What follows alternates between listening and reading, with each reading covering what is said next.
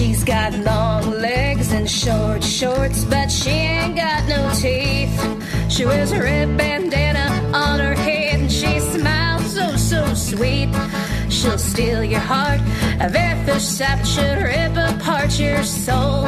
She'll torture your mind and waste your time and drag you down the road, 'cause she's a Jezebel, St. Andrew Jezebel, 'cause she's a Jezebel, St. Andrew Jezebel. Hey y'all, you're listening to the St. Andrews Jezebel Podcast. My name is Ashley Feller. I'm a third-generation Panama City native. I play music, and I'm also a Floriopolis volunteer. This week, we'll be going over community events for the week of February the 10th through the 16th. Our Salty Local guest is Megghan McDougall. She's the manager of the market at St. Andrews. So we're super excited to find out what's new with the market. For our old news segment this week covers a party thrown by Mrs. Drummond and Mrs. Ware, this time in history, and I believe 1920. So sit back, relax, grab your favorite beer, and enjoy the show. Here's the community events for the upcoming week. We'll start with Thursday. They've got Collaboration Night at the Library on Beck. This is hosted by Stephen Myers. I believe they start about 7:30. And then Friday is Wubs and Dubs. This is Salty Hobo's first annual rave. It goes from 8 p.m. to 4 a.m. Come dressed as you please, as DJ Will and DJ Allen are taking over the Salty Hobo. It's going to be keeping the vibe flowing all night long. There'll be drink specials all night, swag, glow sticks, body paint, and tons of other goodies. Have your whistles and glow sticks ready as we get you stomping from the afternoon to the early hours. This is a 21 and over event. So, after the rave at the Salty Hobo, the market at St. Andrews starts at 8 a.m. and they will be doing a tree giveaway. The Panama City community loves trees. Yes, we do. We lost quite a few of them a few years ago, and I am really happy to see these tree giveaways happening. So thank you. Join Megghan and friends on February 12th at the St. Andrews Farmers Market to pick out your own live oak or southern magnolia. 1 tree per person, no matter your age or size. The event will begin at 9 a.m. and continue till all the trees are gone. Join the LGBTQ Center for Bay County this Saturday for their annual yard sale. They'll be taking donations until February 11th. If you or someone you know is experiencing issues with housing or homelessness, please stop by the garage sale. They'll talk to you about services they can provide, including rehousing and food assistance. Thank you so much, LGBTQ Center of Bay County. That is awesome what y'all are doing. Join Bliss Street for live music, libations, and cake as they celebrate Michael taking another trip around the sun. Of course, Bliss Street will be playing music, plus some more guests, great drinks, books, and cake. Also from Little Village, they are having a jewelry sale. It is called Put a Little Love in Your Heart.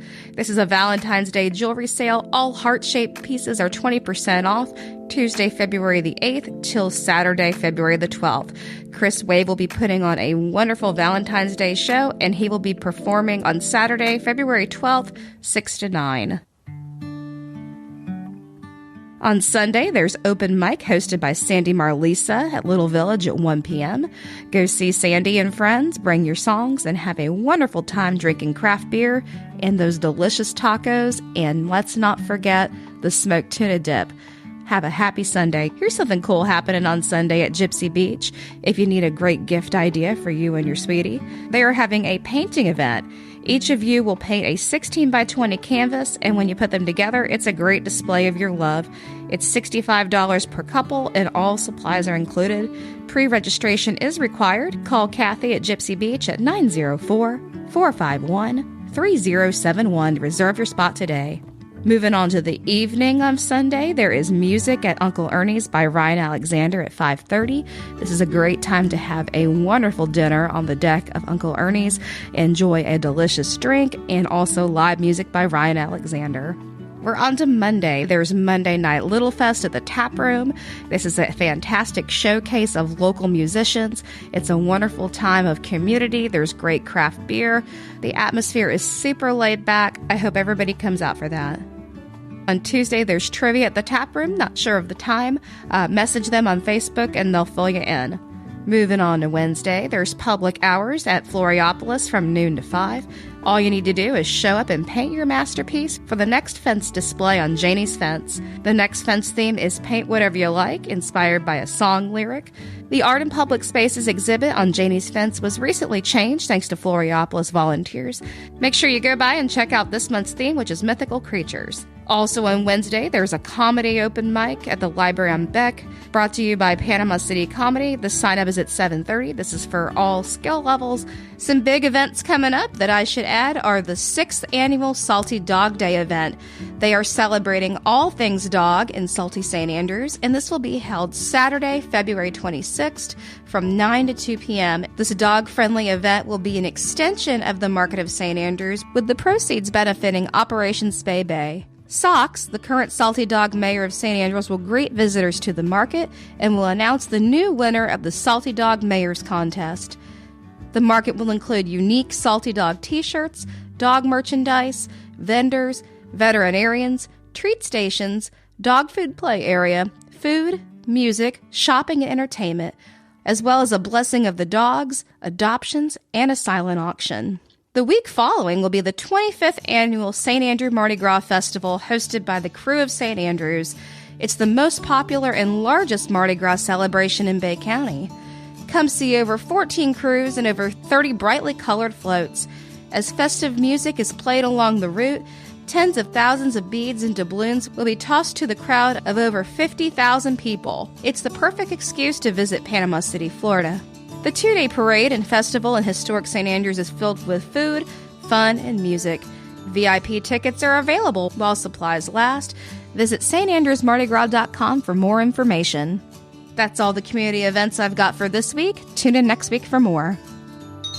One of the best things about St. Andrews is that you can see live music every day. That's right, there is live music being played somewhere in St. Andrews 7 nights a week. Fortunately, my friend Ken Schaefer creates and publishes a weekly schedule for St. Andrews as well as most of Bay County. Ken's spreadsheet schedule is updated often when there's any changes. Ken also shares individual music events and is walking the walk and talking the talk when it comes to supporting live music. Not only does Ken supply the music schedules, but he attends several music performances a week and takes fantastic photos of the musicians. As a working musician myself, I feel blessed to have Ken and his wife Donna as treasured members of our local musical family. Make sure you like and follow Ken's page, Salty Sounds in St. Andrews, and Oh Boy Music on Facebook, so that you'll always know where all the live music will happen. Thank you so much, Ken, for everything you do. You're listening to the St. Andrews Jezebel Podcast. Today we are here with our Salty Local Market Manager, Megghan McDougall. So Megghan, it's good to see you. It's been a little bit. What's the latest with the market at St. Andrews? The market at St. Andrews is coming out of its winter season. It's super hard to vend when it's cold, but we are all wishing for warmer weather, and we're excited for this upcoming weekend especially. I heard a little rumor that the market's moving.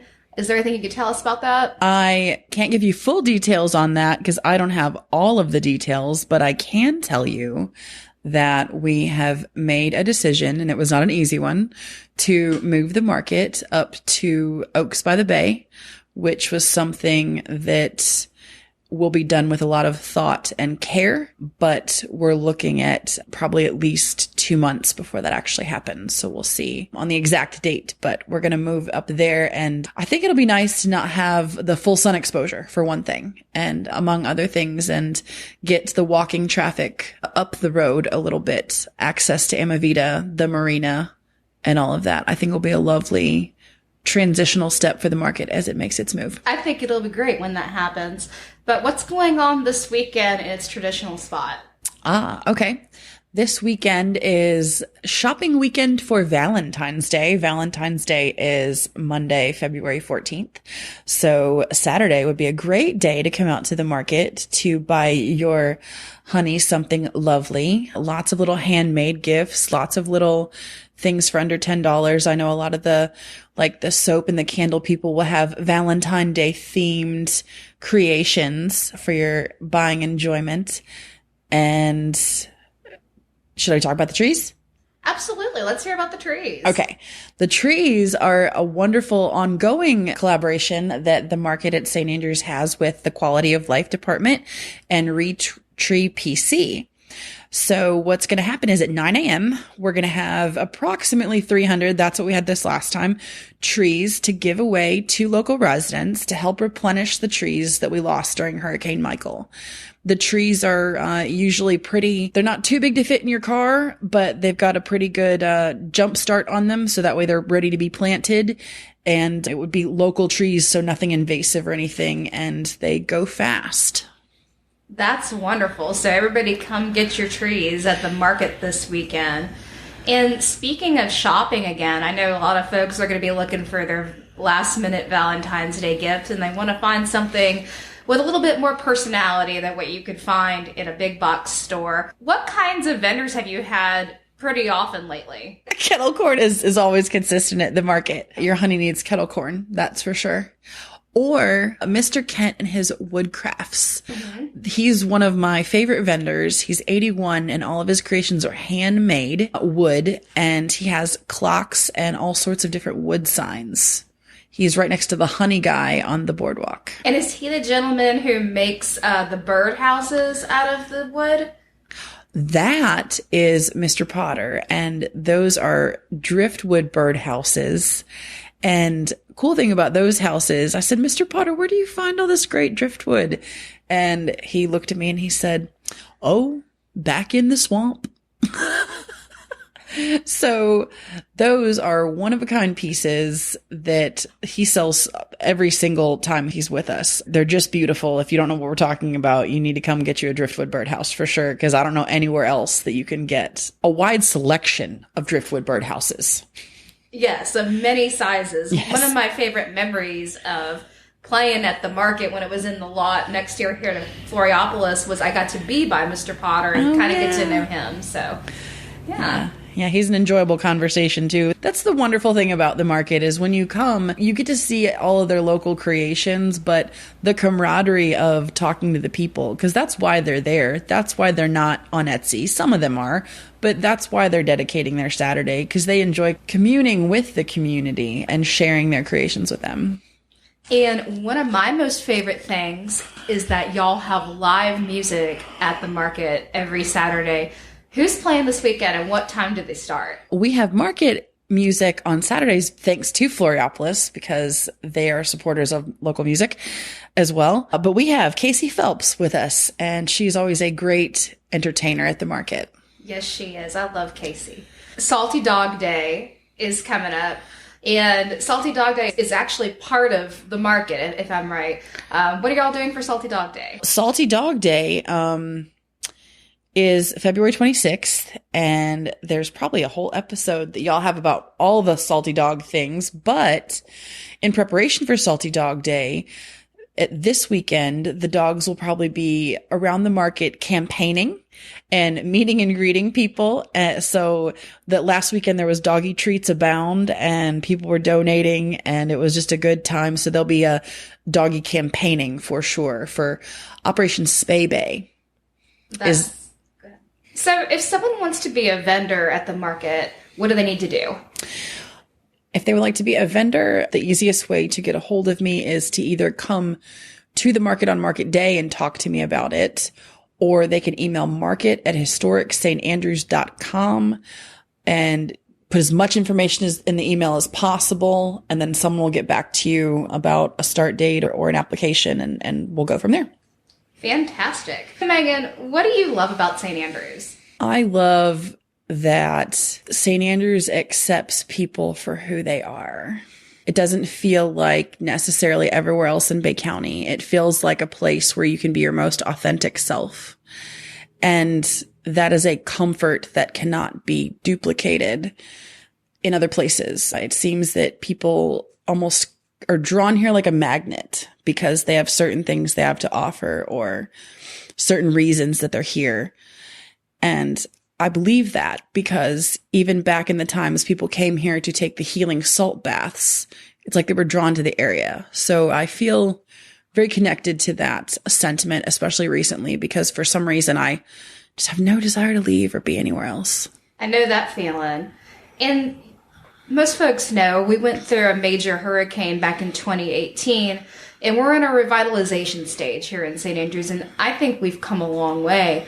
What do you look forward to when it comes to the further revitalization of St. Andrews? I look forward to all of the local artists and especially the musicians building on the foundations that they've already began building on, because I think that the area around us is in a revitalization phase and a growth phase.